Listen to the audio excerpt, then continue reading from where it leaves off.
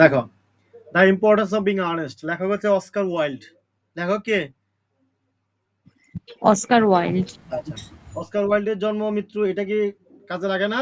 এটা কিন্তু তোমরা অবশ্যই জেনে রাখবা।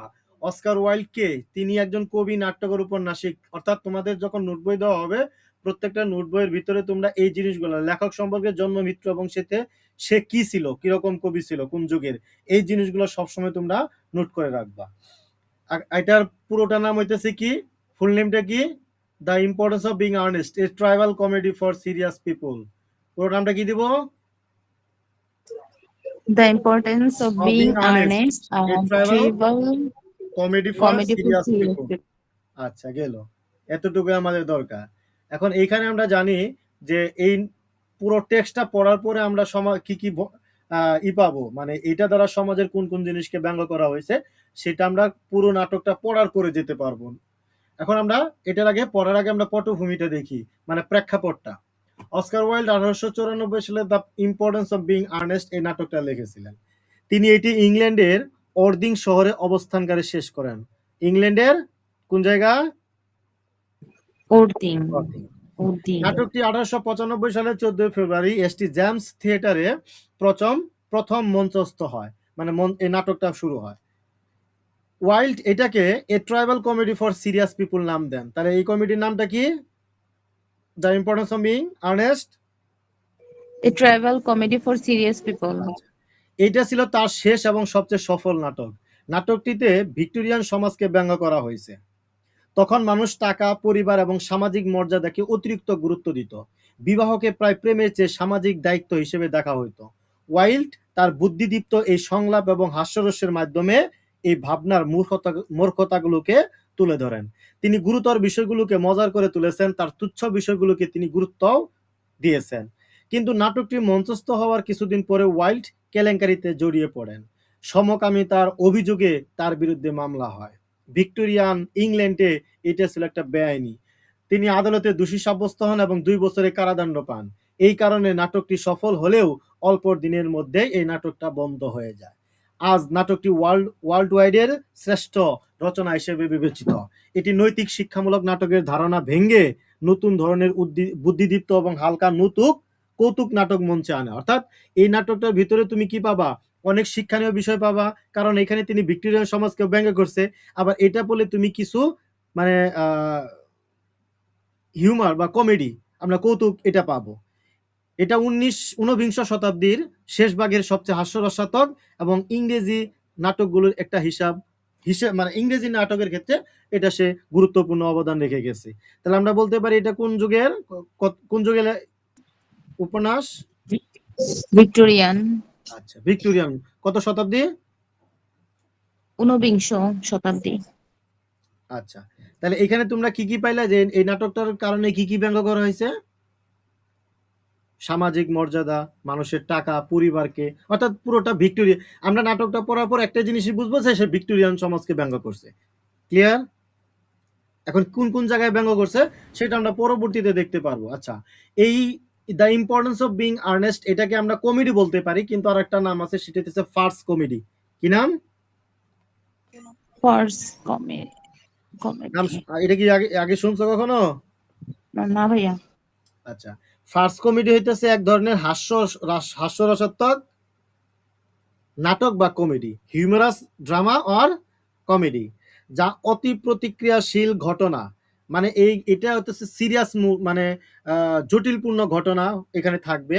এখানে ভুল বুঝাবুঝি থাকবে, অবাস্তব পরিস্থিতি থাকবে, অতিরঞ্জিত চরিত্র থাকবে। এগুলোর মাধ্যমে দর্শককে আনন্দ দিবে। কি কি থাকবে? ভুল বুঝাবুঝি, অবাস্তব পরিস্থিতি, অতিরঞ্জিত চরিত্র। এগুলো থাকলে সেটাকে আমরা কি কমেডি বলবো? Farce comedy. মনে থাকবে তো?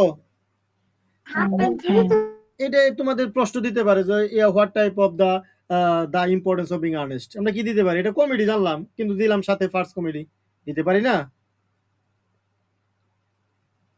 আচ্ছা, চলো তাহলে আমরা শুরু করে দিই। 1895 সালে নাটকটা শুরু হয়। এটা বিকেল বেলা অ্যালজার্নন মনক্রিফ এর লন্ডন ফ্ল্যাটে এই নাটকটা শুরু হয়। তাহলে আমরা বলতে পারি নাটকের প্রথম অংশ মানে সিটিংটা কোথায়? Algernon. রাই এলজারনন, এলগার না, এলজারনন।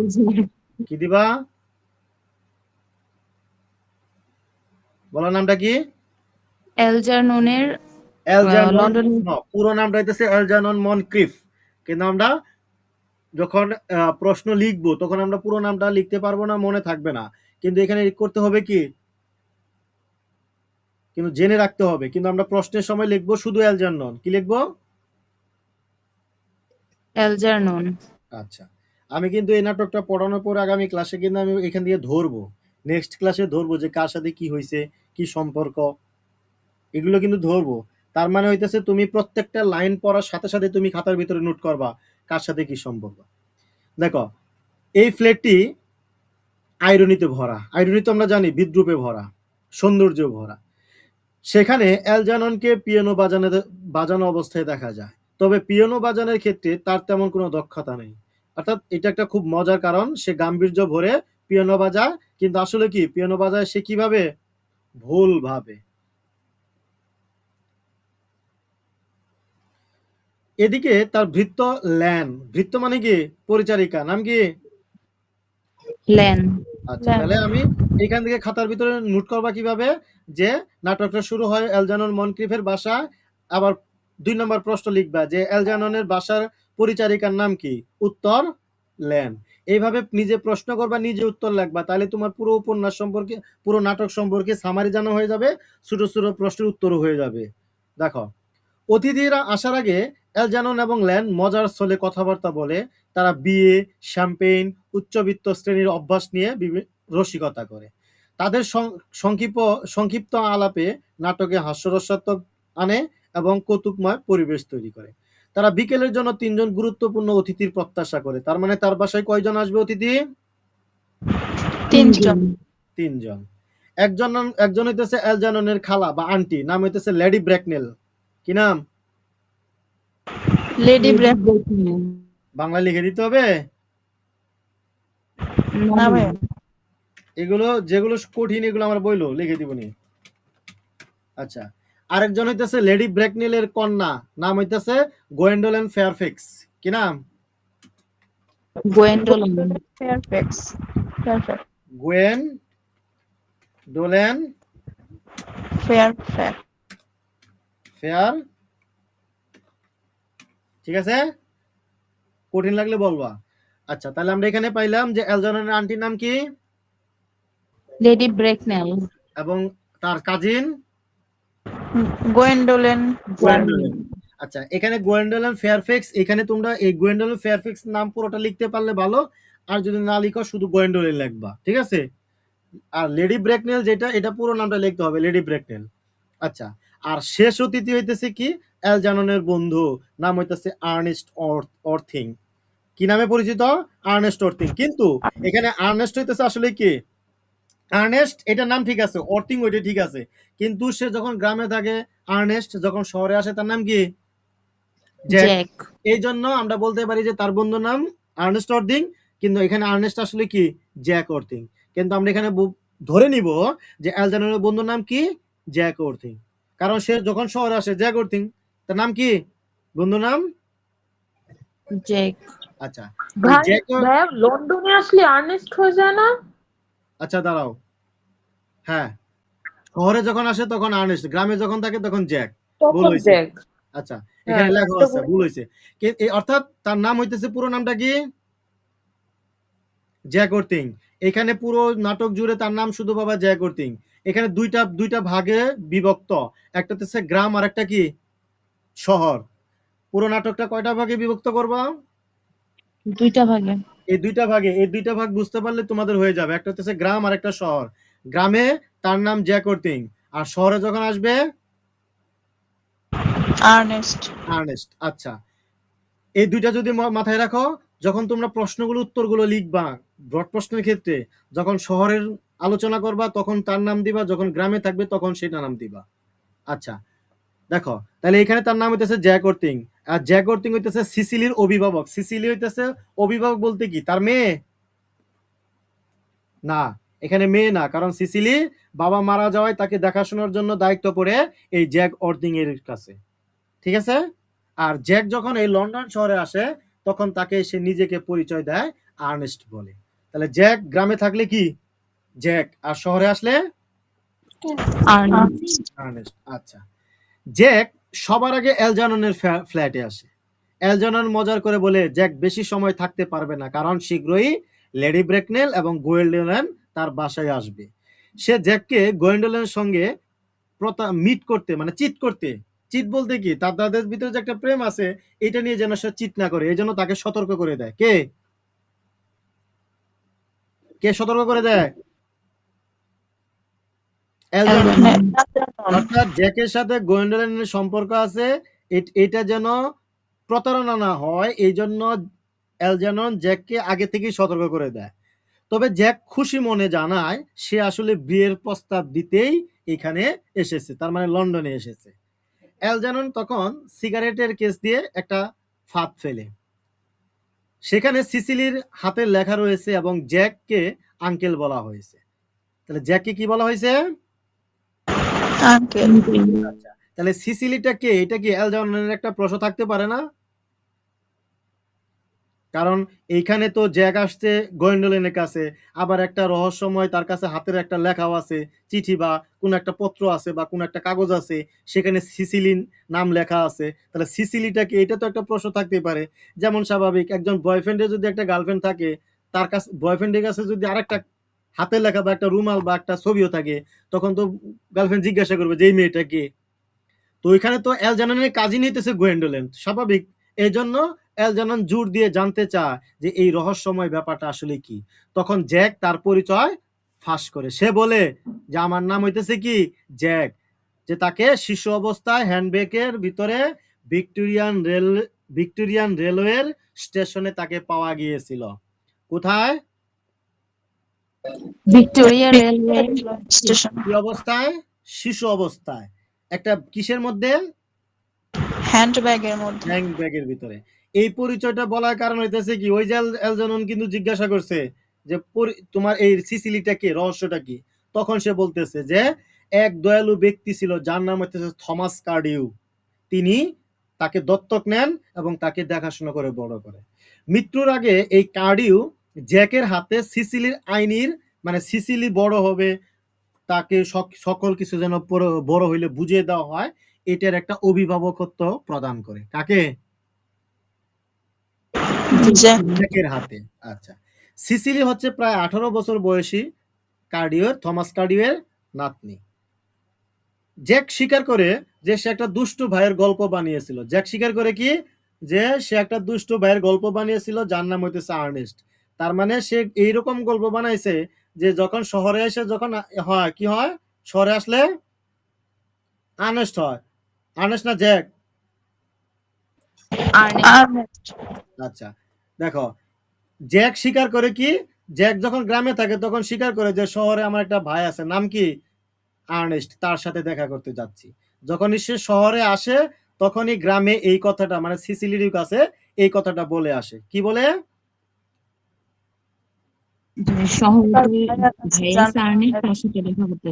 হ্যাঁ, তার ভাই আছে একটা। আচ্ছা, এই ভাইয়ের অজুহাত দেখিয়ে সে প্রায় লন্ডন আসতো। এর মাধ্যমে সে দৈত্য জীবন যাপন করতো। দৈত্য জীবন বলতে দুইটা জীবন মানে জ্যাক আর এটা আমরা কি বলতে পারি? ডুয়েল লাইফ না? ডুয়েল লাইফ, এটা ব্রড প্রশ্ন আছে যে আর্নেস্ট ডুয়েল ক্যারেক্টার, এরকম ব্রড প্রশ্ন সম্ভবত আছে। তাহলে সে দৈত্য জীবন যাপন করতো, দুই জীবন, যে গ্রামে একটা শহরে একটা। গ্রামে কি থাকতো? জ্যাক থাকতো, শহরে এসে আর্নেস্ট। অ্যালজানন হেসে জানায় সেও বুনবেরি নামের এক অসুস্থর বন্য গল্প বানিয়েছে। তার মানে কি অ্যালজাননের আর একটা বন্ধু আছে, সেটা হইতেছে কি নাম? বুনবারি। নাম কি? এটাও কিন্তু তোমারই মানে আসল না, মিথ্যা, অসুস্থ মানে গল্প সিস্টেম করে বানাইছে। তার একটা বন্ধু আছে, অজুহাত। বুনবারি সবসময় অসুস্থ থাকে, আর এই অজুহাতে অ্যালজানন বিরক্তিকর ডিনার পার্টি এড়াতে পারে। তার মানে তখন ডিনার পার্টিতে যাবে, তখন যখন তাকে আহ্বান করা হয় তখন সে বলে যে না, আমি আমার বন্ধু অসুস্থ, তাকে দেখতে যাব। বন্ধুর নাম বুনবুরি। বুনবুরি, বুনবারি বা বুনবুরি। সে গর্ব করে নিজেকে বুনবুরিস্ট, মানে কি মিথ্যা অজুহাত বানিয়ে দায়িত্ব এড়িয়ে যাওয়া মানুষ। বুনবুরিস্ট মানে কি? মিথ্যা অজুহাত বানিয়ে দায়িত্ব এড়িয়ে যাওয়া তাহলে মানুষ। এখানে বুনবুরিশটা কে? এলগার অ্যালজার্নন। হুম, অ্যালজার্নন। জানি। দেখো, কিছু এতক্ষণ কি চলতেছিল, শুধু জ্যাকের পরিচয় এবং অ্যালজার্নন তার নিজের পরিচয়টা দিল, তার দুজনের গোপনীয়তা প্রকাশ হইল। কিছুক্ষণের মধ্যে লেডি ব্রেকনেল এবং গোয়েন্ডোলেন অ্যালজার্ননের ফ্ল্যাটে আসে।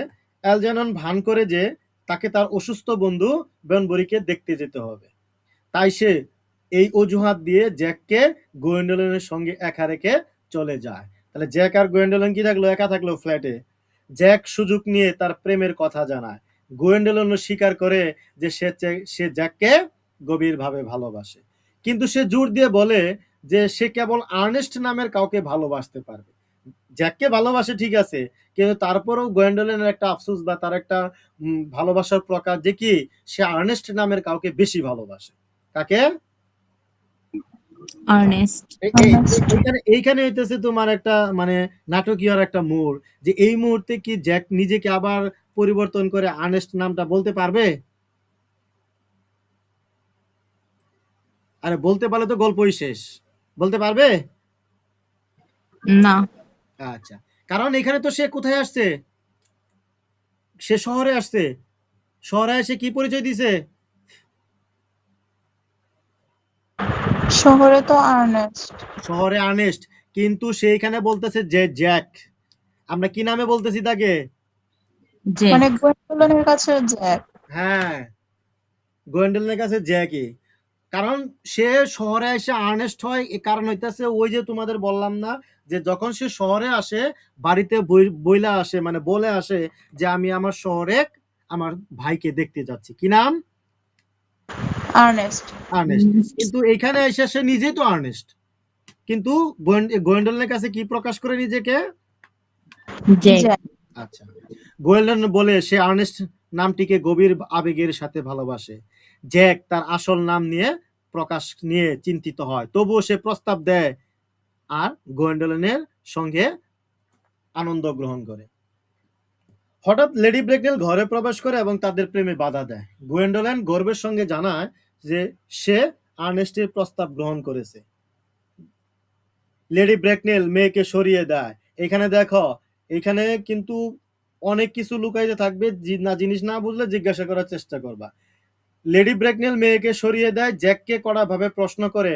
সে জ্যাকের সম্পদ এবং পরিবারের সকল তথ্য সম্পর্কে জানতে চায়। জ্যাক বিনা দ্বিধায় তার গল্প খুলে বলে। সে ব্যাখ্যা করে যে তাকে একটা হ্যান্ডব্যাগে পাওয়া গেছিল, সেটা ভিক্টোরিয়া স্টেশনের কোথায়, এইটা হইতেছে মোস্ট ইম্পর্টেন্ট ব্রিফ। ভিক্টোরিয়া স্টেশনের কোন রুমে? ক্লক রুমে। ক্লক রুম কোনটা? যেখানে মানুষ কুট, টুপি, ছাতা ইত্যাদি রাখে, এবং সেখানে কি থাকে? থিয়েটার, রেল স্টেশন, অফিসে এগুলো সাধারণত থাকে।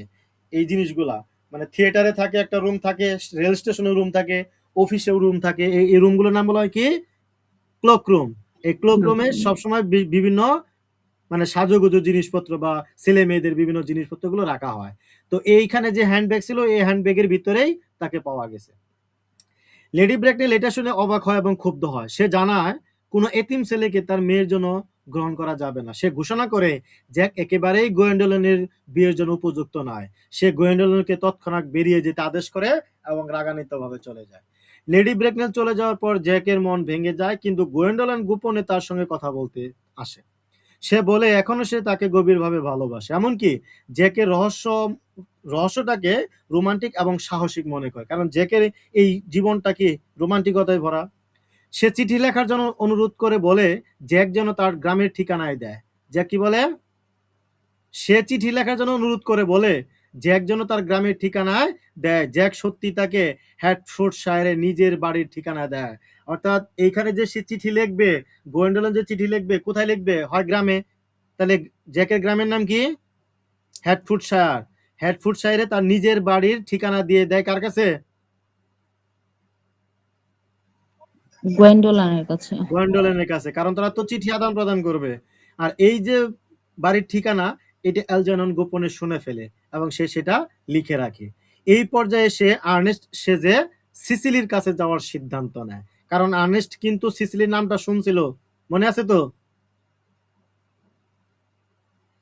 বলো। মনে আছে?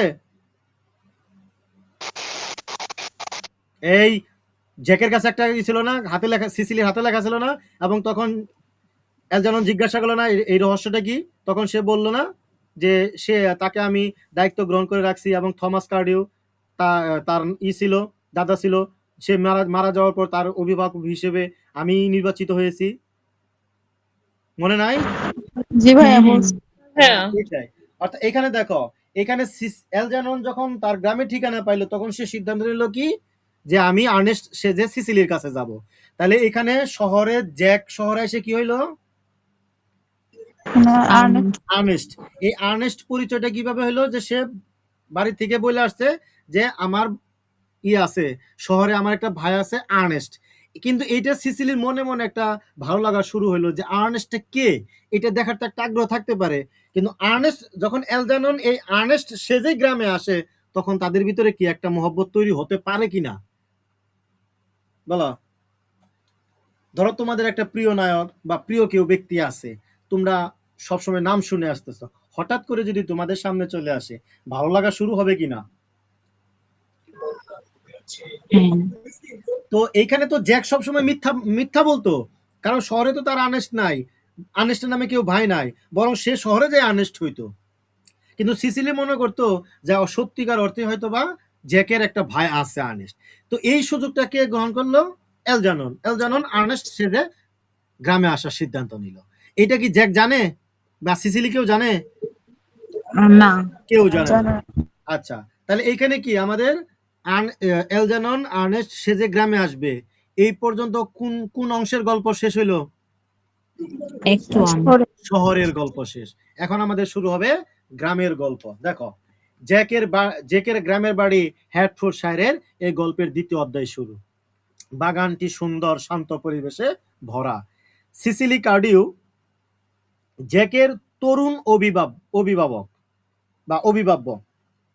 সে তার শিক্ষিকা মিস প্রিজমের সঙ্গে পড়াশোনা করছে। তাহলে মিস প্রিজম একজন কি শিক্ষিকা?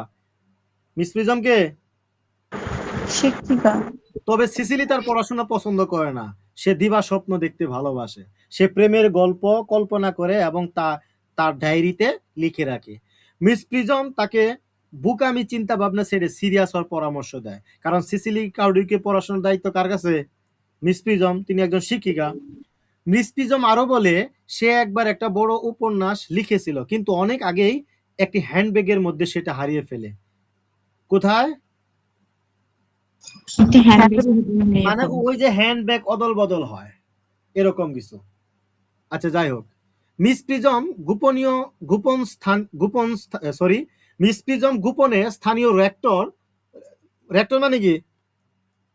পুরোহিত, গ্রামের প্রধান, চার্চের প্রধান, পুরোহিত বা যাজক, নাম কি? ডক্টর চ্যাসবুল। নাম কি? লিখে দিব? চেস বল। লিখে দিব? দেন ভাইয়া। ডক্টর চ্যাসু, চ্যাসু দিতে পারো, চ্যাসু বল বা চ্যাস বল, যেটাই বলো, চ্যাচু বল।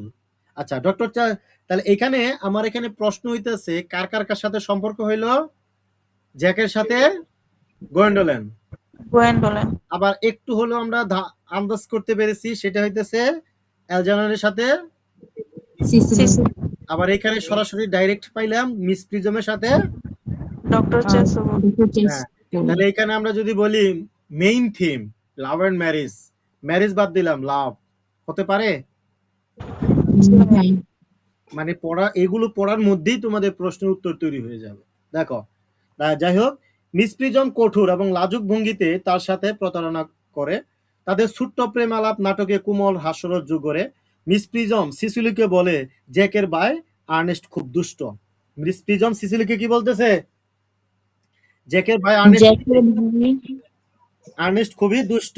কারণ মিস প্রিজম নিজেও তো জানে না যে আর্নেস্টটা কে। যাই হোক, সে আশা করে আর্নেস্ট একদিন ভালো হয়ে যাবে। সিসিলি এই দুষ্টু আর্নেস্টকে নিয়ে কৌতূহলী হয়ে ওঠে। হঠাৎ অ্যালজানন গ্রামে প্রবেশ করে। সে নিজেকে আর্নেস্ট অর্থাৎ জ্যাকের ভাই বলে পরিচয় দেয়। সিসিলি তাকে দেখে আনন্দে উদ্বেলিত হয়ে ওঠে। সে আগেই এই আর্নেস্টের সঙ্গে একটা কল্পিত প্রেমের গল্প বানিয়েছিল। বলছিলাম মনে মনে প্রেমের গল্প অর্থাৎ কল্পনা সে বানিয়ে রেখেছিল। অ্যালজার্নন সিসিলির তারুণ্যের মাধুর্য উপভোগ করে এবং প্রতারণা, ফ্ল্যাট মানে কি, প্রতারণা করতে থাকে।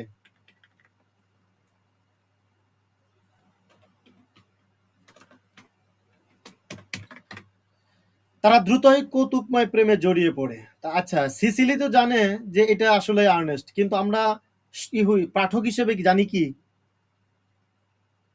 এটা অ্যালজার্নন। তাহলে আমি কি এই নাটকের ভিতরে আইরনি পাই, খুঁজে পাই? জি ভাইয়া।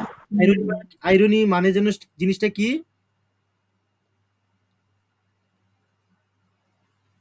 মনে আছে একটার কারো? মানে হ্যাঁ, চরিত্রের চেয়ে বেশি জানে কে? পাঠকরা। হ্যাঁ, দর্শক। পাঠক। এইটা যেন মাথায় থাকে, কারণ এখানে আমরা জানি যে অ্যালজার্নন হইতেছে কি, আর্নেস্ট হইতেছে অ্যালজার্নন গ্রামে আসার পর। এটা কিন্তু সিসিলি জানে না, তাহলে আমরা পাঠক হিসেবে এটা আমরা জানতে পারি। এখানে আমরা আইরনি পাইলাম। যাই হোক, আমরা গল্পের পয়েন্টে পয়েন্টে আইরনি আছে, এগুলো মাথায় রাখবা, কিভাবে আইরনি গুলা বের করতে হয়, মূল থিম বের করতে হয়, সমাজের ব্যঙ্গাত্মক তথ্যগুলো বের করতে হয়, গল্প পড়ার সময় নোট করবা। আচ্ছা, যাই হোক, সিসিলি তার ডায়েরিতে লিখে রাখে যে তারা বাগদান সম্পন্ন করছে। তার মানে দুজনের ভিতর তো প্রেম হয়ে গেছে। অ্যালজার্নন অবাক হয় কিন্তু খুশিও হয়। সিসিলি বলে তারা আসলে কয়েক মাস আগেই তার কল্পনায় বাগদান করছে। এই বাগদান বলতে হচ্ছে সরাসরি না, কল্পনায়, কারণ সে তো সিসিলি তো আর্নেস্টকে নিয়ে কল্পনায় প্রেমের গল্প বানিয়ে ফেলেছিল। সে অ্যালজার্ননকে তার ভান করে লেখা চিঠিগুলোও দেখায়। সে এই কল্পিত গল্পে আরো বলে আর্নেস্ট একবার তাকে আংটিও দিয়েছিল। কে বলে? সিসিলি। অ্যালজার্নন আনন্দের সঙ্গে এই কল্পনাগুলো মেনে নেয়। জ্যাক কালো পোশাক পরে বাড়ি ফিরে আসে। সে ঘোষণা করে যে তার ভাই আর্নেস্ট মারা গেছে। কে মারা গেছে? আর্নেস্ট। কারণ ওই যে গ্রামে ফিরে আসছে, সে তো বলছে যে শহরে আমি আমার ভাইয়ের সাথে দেখা করতে যাচ্ছি, তো গ্রামে এসে বলতেছে যে আমার ভাই মারা গেছে। ঠিক সেই মুহূর্তে অ্যালজার্নন আর্নেস্ট সেজে বাগানে কিন্তু আছে। জ্যাক এই ঘটনা দেখে অবাক এবং রাগান্বিত হয়। সিসিলি তখন অ্যালজার্ননকে, দেখো সিসিলি তখন কি করতেছে, জ্যাকের কাছে পরিচয় করে দেয়। কাকে? আর্নেস্টকে। যে এই যে দেখো তোমার ভাই। কিন্তু এইখানে তো জ্যাক জানে যে আসলে এটা কে, কে এটা? অ্যালজার্নন। আচ্ছা, জ্যাক সিসিলির সামনে এই মিথ্যাটা ফাঁস করতে পারে না। আচ্ছা, হঠাৎ করে গোয়েন্ডোলেন আবার জ্যাকের গ্রামের বাড়িতে আসে। এখন এখানে আমার প্রশ্ন হচ্ছে যে কিভাবে আসলো? কারণ ওই যে তাদের চিঠি আদান প্রদান হচ্ছিল, যে সে সরাসরি সেখানে তো ঠিকানা দেওয়া ছিল হার্টফোর্ডশায়ারে তার গ্রামের বাড়ি। তো সেই সূত্র ধরে সে গ্রামে চলে আসে। কে চলে আসলো? গোয়েন্ডোলেন। আচ্ছা, গোয়েন্ডোলেন যদি এখানে চলে আসে, তাহলে কার কাছে আসবে সরাসরি? কাকে খোঁজার জন্য আসছে এখানে? বলো। জ্যাককে। জ্যাককে। কিন্তু জ্যাক। সে তো জ্যাককে ভালোবাসে, কিন্তু সাথে আরেকটা কথা বলছিল যে আমি আর্নেস্ট নামে প্রিয় ব্যক্তিকে বেশি ভালোবাসি, তাই তো? জি। আচ্ছা, ধরো এইখানে গোয়েন্ডোলেন আসলো। আসার পরে যদি হঠাৎ করে সিসিলি তাকে বলে, বা সিসিলির সামনে সরাসরি দেখা হয়, সিসিলি তাদের ভিতরে কথোপকথনের মাধ্যমে যদি বলে সিসিলি যে আমি আর্নেস্টকে ভালোবাসি, তাহলে এই খটকা লাগবে কিনা বলো? হ্যাঁ, খটকা তো লাগবে। প্রেমিকা দুই, প্রেমিকা একটাই, নাম আর্নেস্ট। এটা নিয়েই খটকা লাগবে দুজনের মধ্যে। আচ্ছা দেখো, জটিলটা আমি ফাঁস করে দিই, এখানে আসবেই, দেখো। যাই হোক, সিসিলি এবং গোয়েন্ডোলেন ভদ্রভাবে একে অপরকে কি করে সম্বোধন জানায়, কিন্তু অল্প সময়ের মধ্যে তাদের ঝগড়া শুরু হয়। দুজনেই বিশ্বাস করে যে তারা আর্নেস্ট ওর্টিং এর সঙ্গে বাগদান করেছে। সিসিলি আর্নেস্টের সঙ্গে বাগদান করেছে, আবার গোয়েন্ডোলেন গোয়েন্ডোলেন আর্নেস্টের সাথে বাগদান সম্পন্ন করে। গ্রামে কি ছিল? অর্থিং গ্রামে কি ছিল? নাম কি ছিল গ্রামে? জ্যাক। জ্যাক। শহরে আর্নেস্ট। আচ্ছা, যাই হোক, শেষে জ্যাক এসে জানায় তার কোনো ভাই নেই। তখন গোয়েন্ডোলেন এবং সিসিলি বুঝতে পারে দুজন পুরুষই কি মিথ্যাবাদী। জ্যাক এবং অ্যালজানন স্বীকার করে যে তারা আর্নেস্ট নামটা ব্যবহার করেছে। তারা ব্যাখ্যা করে তারা সত্যিকারের প্রেমকে জিততে চেয়েছিল। সিসিলি এবং গোয়েন্ডোলেন তাদের ক্ষমা করে, তবে শর্ত দেয় তাদের নাম আর্নেস্ট রাখতে হবে। জ্যাক এবং অ্যালজানন দ্রুত ঠিক করে আর্নেস্ট নামে খ্রিস্ট ধর্মীয়, তার মানে একটা নাম থেকে আরেকটা নামে গেলে বিভিন্ন যে পদ্ধতিগুলো অবলম্বন করতে হয় সেটা তারা করে। অর্থাৎ চার্চে গিয়ে আনুষ্ঠানিকভাবে ধর্মীয় নামকরণ তারা করে। কি নাম রাখবে? আর্নেস্ট। আর্নেস্ট রাখবে। তো এটার জন্য এই কাজের জন্য কে থাকবে দায়িত্বে? ডক্টর চেসবল। আমরা জানি তো যে তিনি হচ্ছে কি চার্চের প্রধান। আচ্ছা, যাই হোক, জ্যাক এর গ্রামের বাড়ির ড্রয়িং রুমে এই গল্পটা আবার শেষ হয় কিভাবে? অ্যালজানন এবং সিসিলিও আনন্দের সাথে একসাথে বসে আছে। অ্যালজানন দ্রুত সিসিলিকে বিয়ে করতে চায়, কিন্তু জ্যাক প্রথমে তা দৃঢ়ভাবে অস্বীকার করে। সে বলে অ্যালজানন তার অনুমতি ছাড়া সিসিলিকে বিয়ে করতে পারবে না। সিসিলি জবাব দেয় কেবল যদি লেডি ব্র্যাকনেলের সম্মতি দেয় সে অ্যালজাননকে বিয়ে করবে। কারণ কি কি বুঝলা বলো? কি বুঝছো এখানে?